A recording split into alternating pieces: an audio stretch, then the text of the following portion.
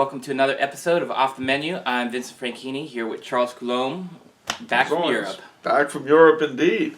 That's why there have been a couple of weeks since the last one. And I had a great time over there. I lectured in front of the Royal Stuart Society in London and the primary church, the Anglican Ordinariate. And I'll give a shout out to the St. Francis de Sales group in Bratislava and the Regnum group in Budapest. You know who you are. Thank you very much for your hospitality. It was a great time, and my friends in Vienna too. Thank you so much. Europe is a great place. It's not Los Angeles, but then they can be grateful for that over there. What? Okay, a couple things before we get started. In the coming months, we'll be doing a couple episodes that focus on the content of some of Charles's books, like Desire and Deception, Puritan's Empire, Vicars of Christ. These books are available on our website at tumblerhouse.com. We sell them for cheaper than any other major retailer, and we offer free shipping on orders of $25 or more. I'll be rereading these books and coming up with questions, and if you guys have any questions on any of these books, please send them in. Only the easy ones. Difficult, complex questions that'll confuse me, no. Okay, so for our first topic, Olaus from his blog driftlesscatholic.wordpress.com wrote the following. Quote, "One accusation against Catholic traditionalism is that it's a bunch of LARPing. Live action role-playing. Live action role-playing means that self-identifying traditional Catholics adopt a number of signifiers of another time and place that they identify as more authentically Catholic than their own culture. They use these signifiers to escape into a fantasy world where they imagine themselves as Crusader Knights or Latter-day Chestertons and Bellics, etc. Basically, anything Charles Coulombe promotes falls under the accusation of LARPing." Ooh. End quote. I could LARP that right up. No, well, let's see. Boy, what do you say to that? Well, firstly, one does hear these sorts of charges on that, and I'm always reminded of what J.R.R. Tolkien said. And, I mean, he was the king of fantasy, if ever there was one. Of course, bear in mind, he was the king of fantasy, but he was far more learned than the vast majority of us, and had been on the sun. Seen all his best friends killed. So he had a real life and a real education, like which most of us don't have, so you can cut him a little bit of slack. But he had a wonderful line about this. He said, "It's easy to debunk escapism, but notice that the people who do so are usually the jailers." And the truth of the matter is, the statement presumes some sort of perfection on the part of the here and now.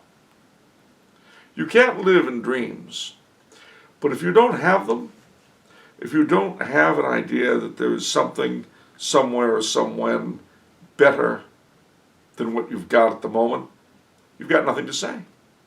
Shut up. Shut up and enjoy the here and now. All is good in this best of all possible worlds. Unless it isn't. But then if it isn't, where do you look for alternatives? We come back to elsewhere and elsewhere. If I don't like the type of shoe I'm wearing, I've got to find some other type of shoe. Okay, well, where am I going to do that? Not the same kind of shoe, not the store where I bought these. Got to look for something else. If I don't like what's on the menu at a restaurant, I need to go somewhere else or try to order off the menu. Sorry. Yeah. couldn't resist that one. The fact of the matter is that sure, we all know people who LARP. I mean, I know people who regularly vote in federal elections, as I do myself, thinking that this is some sort of civic duty, the way we were taught in the 50s and 60s. This is LARPing. The Scouts, you know, I'm an Eagle Scout, very proud of it. I'm sorry to say, a relic of another America. The America of Irving Berlin and Norman Rockwell. And it's easy to want to LARP back into that. But those days are dead. They're gone. We've got the here and now. The America of Mr. Justice Anthony Kennedy, where one man can LARP into same-sex marriage for all of us. Isn't that beautiful? So, I don't know what to say. Don't you think it's a hopeful sign that LARPing, as Olaus defines it, is now a thing? It didn't used to be a thing. Nobody would LARP. No. But now they are. Now, isn't that a sign that more men are identifying with chivalrous values and ideals? To some degree. I mean, of course, some of them are going off in neo-paganry and whatnot. But I mean, look, you got several things going on at once. If, on the one hand, you've got a system that is anti-Catholic, then you have to admit that it's a bad system. That's the first thing. If it's a bad system, then the second thing is you have to hope that people would notice that it was bad. The third step, and this is the tough one, however, is convincing them that there's a good and that there are alternatives. Now, understand, I tried to do this in my book, Star Spangled Crown. The application of better principles to our society would not create anything quite like anything that's ever been before. Because history doesn't work like that. Mm-hmm. But what you do see is that very often people who are trying to restore something better come up with something pretty neat. It's not what they were attempting. They come up with something better than what they had. The Neo-Gothic movement in architecture, for instance, in England and Europe and America, did not build a new Chartres Cathedral, a new Notre Dame, but it built St. Patrick's. And I think St. Patrick's is pretty good. Yeah. Similarly, any of these sorts of revival movements in architecture or art, they don't really bring the past back, but they do end up creating lovely things, good things, on their own. And that's something that we have to remember. We do have to give a certain amount of leeway to the human genius. We do have one, One of the funniest was, this isn't apropos of anything, but one of the funniest architectural titles I've ever heard is Queen Anne Revival, which is those big Victorian houses with cupolas and all that. What that's got to do with Queen Anne, I couldn't tell you. But they call it Queen Anne Revival. So I hope she's happy wherever she is, that she was revived at least in the 1890s. But anyway, so I guess what I'm trying to say is that I think you're right. LARPing is a hopeful sign rather than otherwise, because it shows a discontent with what we have. And that discontent is very important, unless you think what we've got is the cat's meow. And if you do, then enjoy it and shut up. You have nothing to tell me anyway. The other thing I'd also point out is that so many millennials and older people beyond them spend so much time in front of the computer doing role-playing games. Isn't it at least a healthy thing to get them up out of their chairs and out doing something live action? There's all sorts of fantasy role-play, fantasy sports, where you pretend to own teams. Well, There's plenty of that. Yeah, us Dodgers, we're going to murder you Yankees. Yeah, pal, I'm going to drag my gut out onto the baseball diamond and run. Yeah, that's going to happen. No, what's really going to happen is I'll sit in the bleachers, drinking beer, eating my hot dog, and by the way, adding to my paunch, with the kind of stuff they serve at those parks. And I'll be waving the flag, all this sort of waving the pennant, go. Every time there's a home run, I'll be jumping up and down. What has it got to do with me? It's a fantasy. And for the players, it's not a fantasy in the sense that they're being paid millions of dollars. That's real. But in the sense that the team they're opposing really stands for anything different than theirs, or that they have a greater loyalty to the town that their team is from. No. Yeah. Because if that were the case, you couldn't trade players. Yeah. No, Dodger blue, I'll die. But for that matter, if that were true, the Dodgers would never have deserted Brooklyn and come out here and ruin Chavez Ravine. Exactly. So it's all, you know, and as I go back to voting in elections, you know, and waving the flag, and don't get me wrong, on Memorial Day and Veterans Day and the 4th of July and all that, I love waving the flag, you betcha. But what does that flag really mean? Does it mean the Supreme Court and the Constitution? Does it mean abortion and sodomitical marriage? Is that what it means? Is that the flag I'm waving? I hope not. Is the flag that I'm waving the flag that I learned about as a Boy Scout, the same flag that forced the Scouts to adopt first gay members and then gay adults? Is that what I'm celebrating, really? No, I'm LARPing. Because when I wave the flag of the country I was born in, not the country I live in.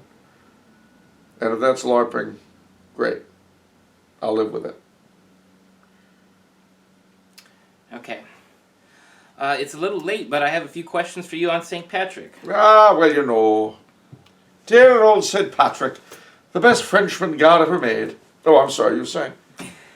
Okay, the first and most obvious question is, did St. Patrick really chase all of the snakes out of Ireland? He sure did. And they swam across the Atlantic and became judges and politicians. That's how we got the name the United Snakes of America. No, it's true. Well,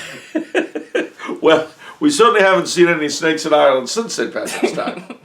And we've seen a lot of them over here in courthouses and state houses and Congress and the White House, so I'd say sure.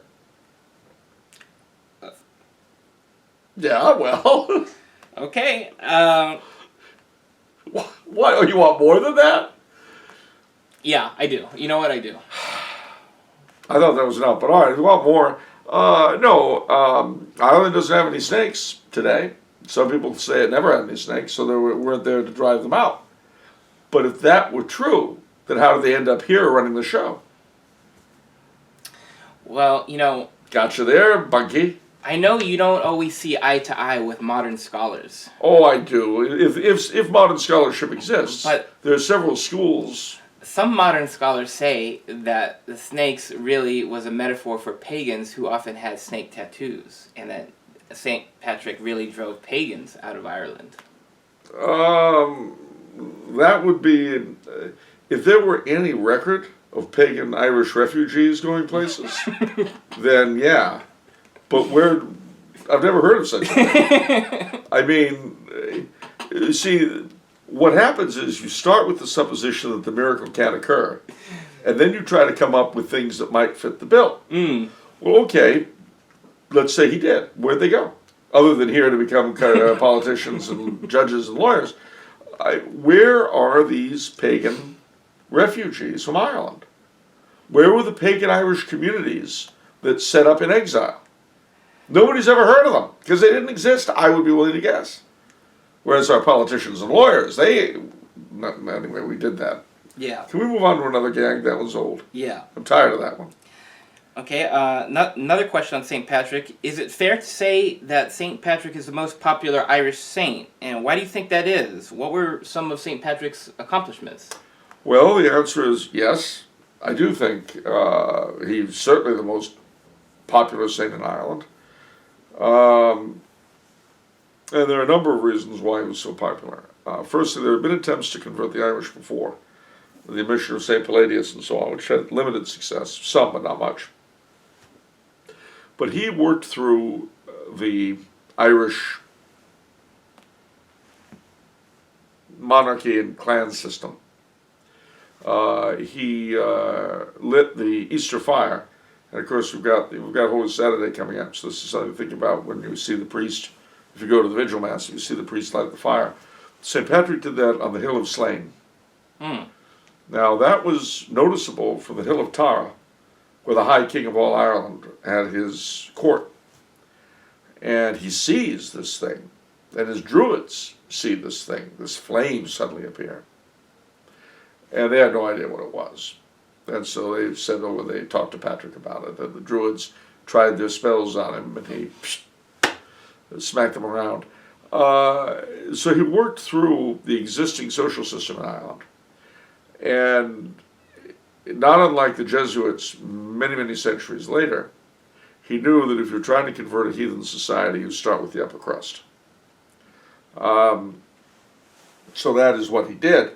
But he also traveled all over the country. He was constantly on the move. And the Irish loved him. He understood them. And he loved them, because remember, he had been a slave amongst the Irish.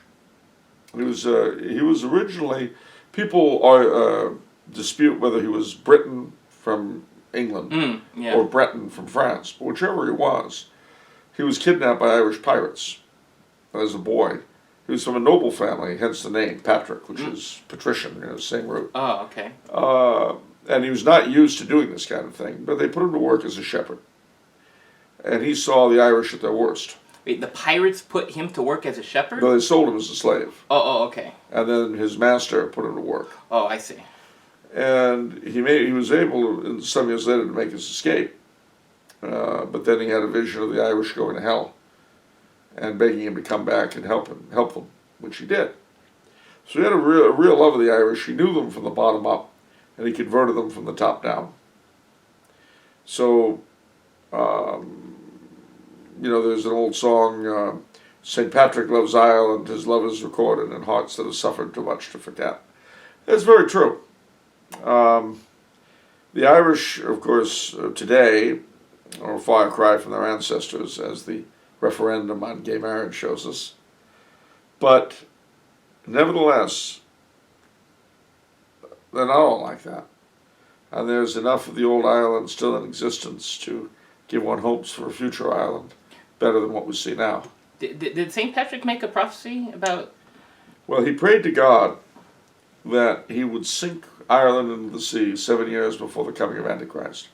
Because he said, my poor dear Irish, they will never be able to stand up to him. He'll take them in. Wow. So if you see Ireland sink into the sea, give yourself 7 years to get your stuff in order. Antichrist is en route.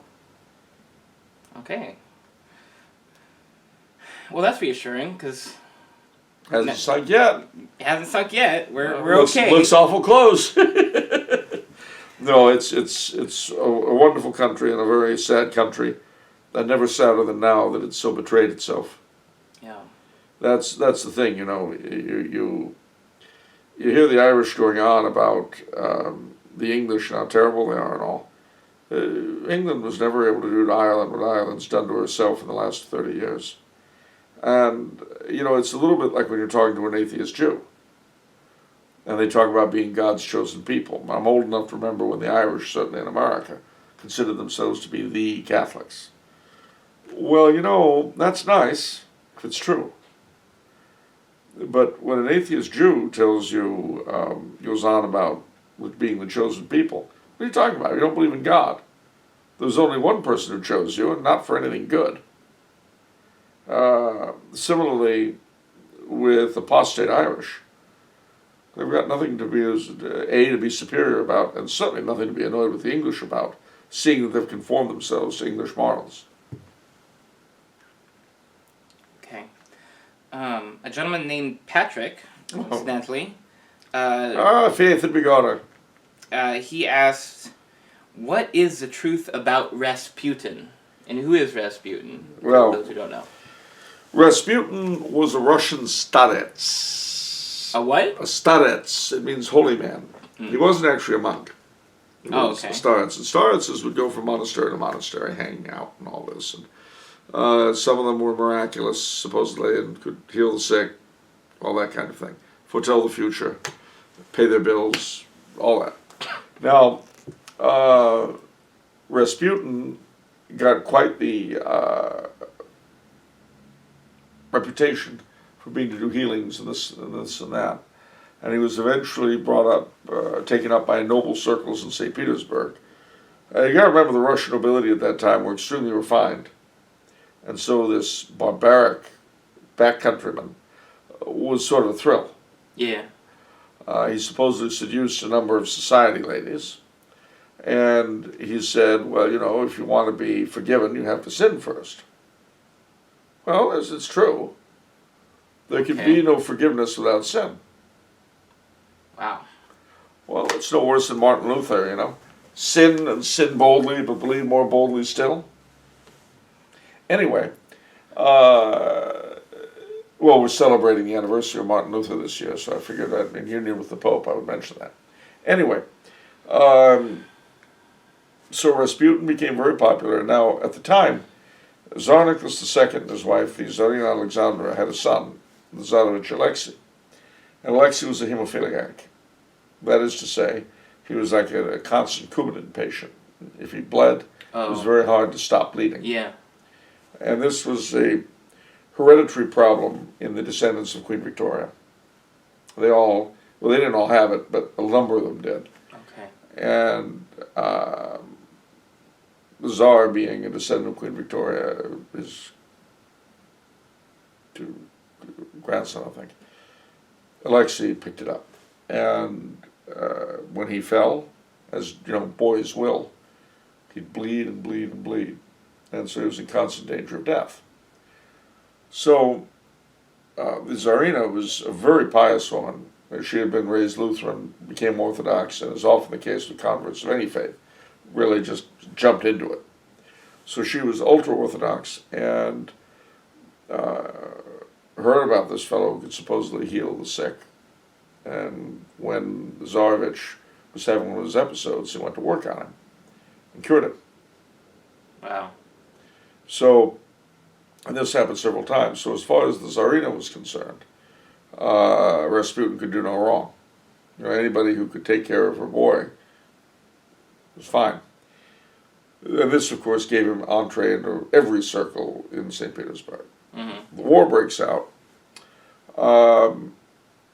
The Tsar, after a couple of years, decides he's going to go to the front and command himself, which he does, leaving the Tsarina in charge of things in St. Petersburg, while Rasputin is there as a right-hand man. And there were all sorts of nasty and untrue rumors about his being the lover of the Tsarina. And these were spread by communists and other people who were trying to discredit the dynasty. And later commemorated by ABBA. Oh, the band? Yes, in their Rah Rah Rasputin, Russia's greatest love machine, Rah Rah Rasputin, lover of the Russian queen. They're Swedish, though. So that makes them complete authorities on Russian history. Okay? You seem confused. Okay. It's just like they did Mexican history in Fernando. Okay, we're getting sidetracked. No, just mentioned. Okay. I've never heard a single song by ABBA about Swedish history, though.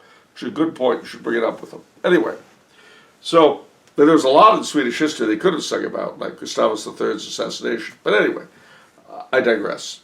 So, thing is that he made a prediction that he knew that he was going to, because he was acquiring enemies all over the place. So he made the prediction that if he were killed by a peasant, the war would end soon, and the dynasty would last at least another century or a millennium or something. But if he were killed by noblemen, it wouldn't last more than a couple of years. Well, they were killed by noblemen. The Grand Duke Dmitri, Prince Felix Yusupov, was a conspiracy of nobles of the court who did not approve of his influence.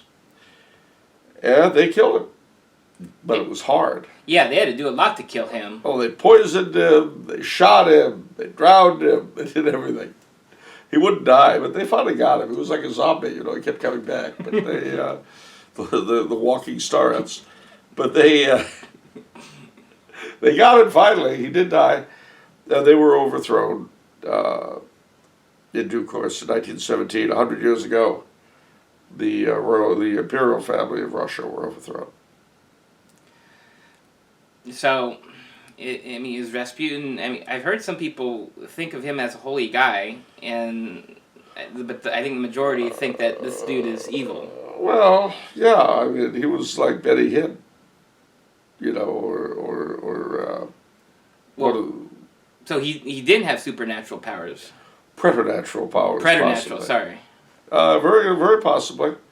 I mean, these things are wider spread than we would think, and possession of them doesn't necessarily mean you're good or bad. Really? Well, a lot of people have premonitory dreams. Well, he had more than, it was more than prophecy. I mean, being hard to kill, that's pretty impressive. It is impressive, but he was a big man. He was a real bear of a man, literally. I mean, he wasn't Danny DeVito.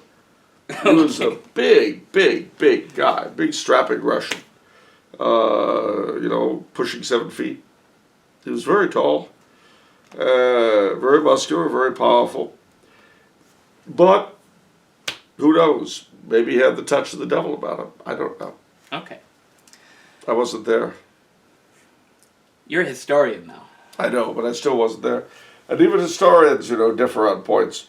What I find very often, especially if I haven't studied something thoroughly, and in truth, despite what I've told you, I am not an expert on Rasputin by any means.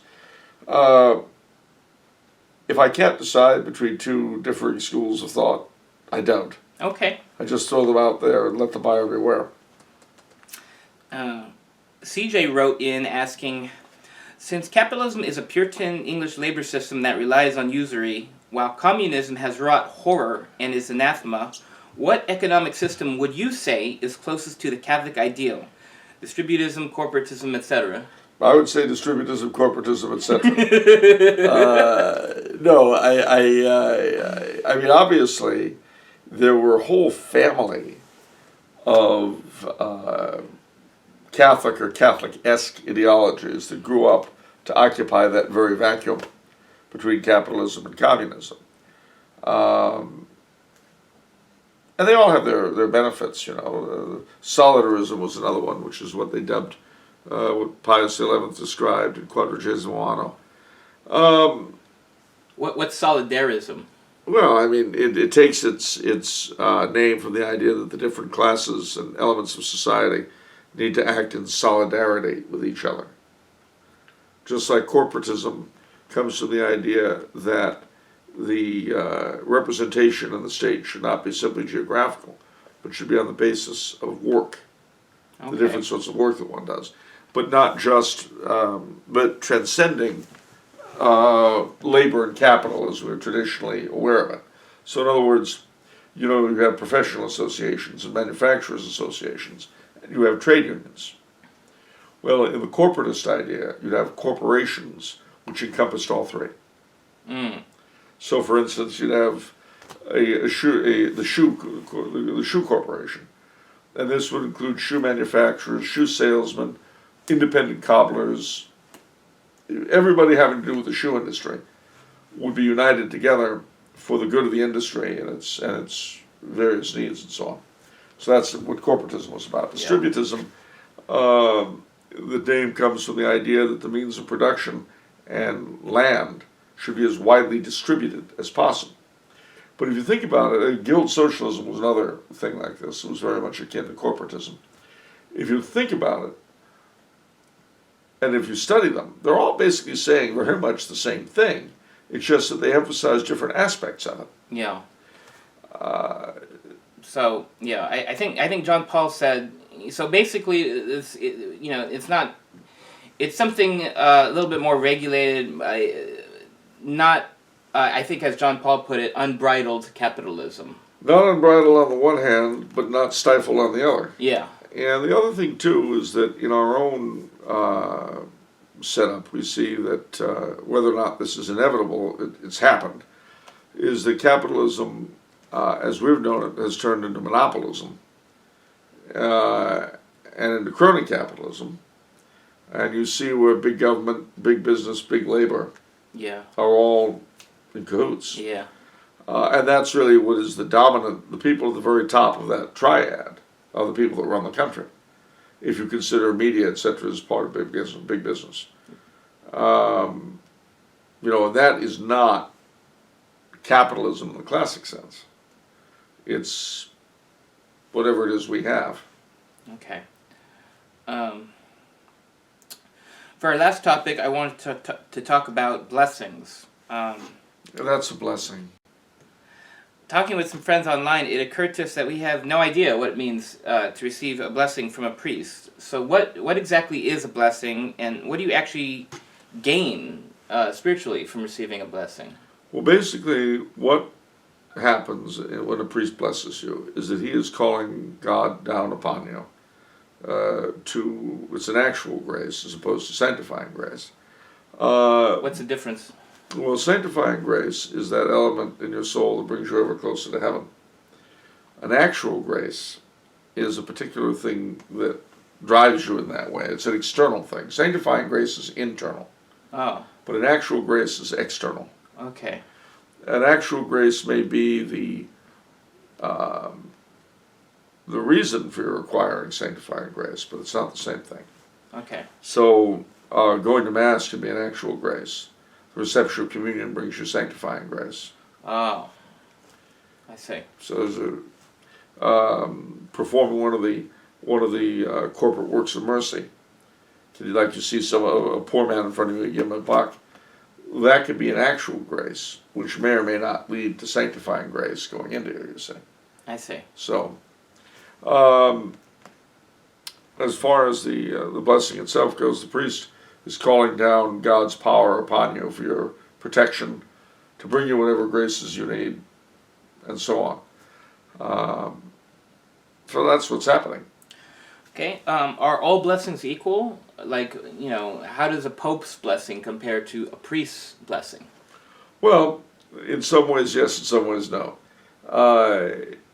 Obviously, the Pope is a priest. He's also a bishop, and he's also the Pope. So you get a stronger, a higher blessing when the Pope blesses you. But by the same token... But why, though? Because, so a blessing is not merely a function of the apostolic succession of powers handed down. No, although that's a big part of it. And lay people can bless. Fathers, for instance, in my culture, the French Canadians, the paternal blessing on New Year's Eve is a huge thing with us. Because the father is given by God a certain power over his children to bless them and to sanctify them. Okay. They say there are three masculine roles: priest, king, and father. Yeah. And each of these three roles, to a degree, partakes of the other two. So that the priest is in a sense father, because you look toward him for guidance and all that. He's also in a sense king, ruler, especially for instance when you're in the confessional. He could give you acts of governance and all that then. The king is in a sense a priest by virtue of his coronation. And various particular kings had various particular ecclesiastical roles. But he's also supposed to be father of the country, ready to die for it if necessary. That kind of thing. Well, similarly, the father, and I know this is going to sound horrible. Okay. Some of you may want to withdraw to your safe space for what I'm about to say. And I understand, it's all right. I would too. But a father partakes both of kingship and priesthood. Of kingship, because he is the head of the house. That's what I mean. Any of you who are microaggressed right now, scurry off. Don't listen to this anymore. But the father is designed to be the head of the house, the head of the family. But he also partakes of the priesthood. How? I thought Vatican II talks about this, about lay people and the priesthood to some extent. It does. But I'm dealing specifically with fatherhood. Okay. Although there is certainly, a mother's blessing certainly means something. The blessing of a poor man, when you drop a quarter in the blind man's dish and he says, "God bless you," those are all blessings. So they're actual graces, and they can bring you all sorts of spiritual gifts from God Himself, for very different reasons, of course. God has said He'll show mercy upon the merciful. And so when you relieve other people's distresses, even if they don't say God bless you, you do receive a blessing of sorts. But if they do say it, you know. There's all sorts of folklore about the blessing of a blind man and so on and so forth. Well, how much greater is the blessing of a deacon? And how much greater the blessing of a priest and a bishop and the pope? They're all blessings, and in one sense they're all similar, but in another sense each and every one of them is different. Okay. What about a blessing from a saint, like let's say Padre Pio? Well, see, that's another order entirely, but it's not a separate deal. Okay. So Padre Pio blesses you, and Father Oblivion blesses you. Now, Father Oblivion is a terrible man, Okay. and you can imagine why, but he's terrible. He blesses you, Padre Pio blesses you. On one level, they're both priestly blessings, Yeah. and in a sense, they both bring you the same particular blessing. Yeah. But Padre Pio's sanctity is going to give you gifts and blessings that Father Oblivion will not. Now, fortunately, Father Oblivion's crimes do not take away from the efficacy of his blessing you. Oh. Okay. So, I mean, it's not worthless going to him, Yeah. even though he's a scumbag. Right. But he certainly doesn't have the holiness of Padre Pio. Right. Or the Cure d'Ars, you know. And then who knows what other gifts will come along. I mean, you go to a saint like that who's got the gift for discernment of spirits and all that. You know, he says, oh, and by the way, that sin of yours, let's talk. You know, I assure you Father Oblivion won't be doing that, I promise. Yeah. Okay, well, I guess the last sub-question for that is, how does the holy water, compare? Like, for example, the holy water from Lourdes compared to, blessed holy water from a priest? Well, different qualities. And again, as with everything else we've been describing, these things coexist. I mean, remember, there are different kinds of holy water. There's the regular holy water that you see at Mass and all that, and that is blessed at Mass, and that you'll see in the holy water font. Just regular holy water. But then there are other kinds of holy water, St. Ignatius water that the Jesuits use, St. Hubert's water that's blessed on his day, which has the regular blessings plus specific blessings and prayers to a particular saint. Wow. And obviously you get the basic blessing of holy water, but then you get something extra on top of it. Well, Lourdes water, of course, has been sanctified by the Virgin Mary herself. So that's a whole other order of thing. Wow. Obviously, if you had Lourdes water that was smuggled into your holy water font, and it also received the blessing of a priest, I mean, you're kind of gilding. You're gilding the lily a little bit, but what's not to like? The important thing to remember, though, with all of these sorts of blessings, etc., it's not like they were in opposition to each other. I mean, it's like Our Lady's many titles. Well, gee, who's better, Our Lady of Fatima or Our Lady of Lourdes? It doesn't work like that. Yeah. There's not a competition. It's the same woman. She's appeared in different places. And when were you at your best? When you were living in Connecticut or when you were living in Washington? You're the same person. Got it? Steve Franchini of Washington really was not different from Steve Franchini of Connecticut. The same Vinnie Franchini of Connecticut. They're the same bloody person. So similarly, one of the saddest and funniest elements of Mexican history during the Mexican Revolution in 1808 or 1810 rather, when the Mexican revolutionaries took the image of Our Lady of Guadalupe as their banner, and the Spanish loyalists took Our Lady of Remedios as theirs. Well, it's not like Our Lady of Guadalupe and Our Lady of Remedios were at war with each other. Yeah. A lot of kind of ignorant people would make that. But it's not like that. Mm-hmm. Where would you rather go? Fatima, Lourdes, or Guadalupe? You get me the ticket, I will take any one of the three. It's not like she's magically different. Mm-hmm. So, anyway, I thought I'd throw that in there. So blessings, you can pile blessings upon blessings. Similarly, you compare the Old Mass and the New. The Old Mass has more blessings in it. How is that? Well, because the new Mass was simplified and they chopped out a lot of things. Ah.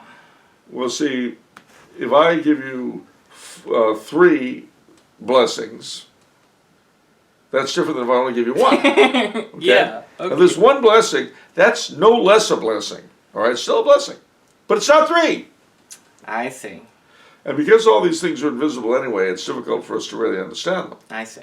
It's like, again, you know, when I cross myself, it's not because I'm so holy that the act of crossing myself has power. It's in and of itself. Ex opere operato. The sign of the cross has power regardless of who makes it. Oh. Just as the name of Jesus has power regardless of who makes it. You remember in the Gospel when our Lord talks about people whom he never knew. And they said, well, did we not throw out demons in your name? They did. You still didn't know them. His name has a certain power. I see. It works in and of itself. And so people who are not so great, who are awful, can use these means of grace and sometimes use them successfully. One hopes, though, that his actual graces, they'll draw them to the truth eventually. Because, you know, the one thing that doesn't get mentioned is when he said, I never knew you. At least he's talking to them. That's true. Okay, that's it for today's episode. If you enjoyed listening to Charles, please remember to subscribe to our YouTube channel. If you'd like to send Charles a question, you can do so through the Tumblr House website. We'll see you next time. And remember, the soul you save might be your own. Well, that's what they said when I was a kid, all right?